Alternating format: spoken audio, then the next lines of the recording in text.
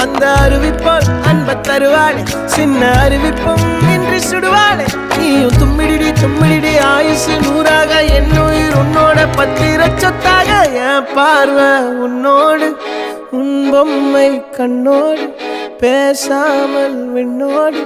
நாம் மிதந்து போவோம் காதாரா அடியானோ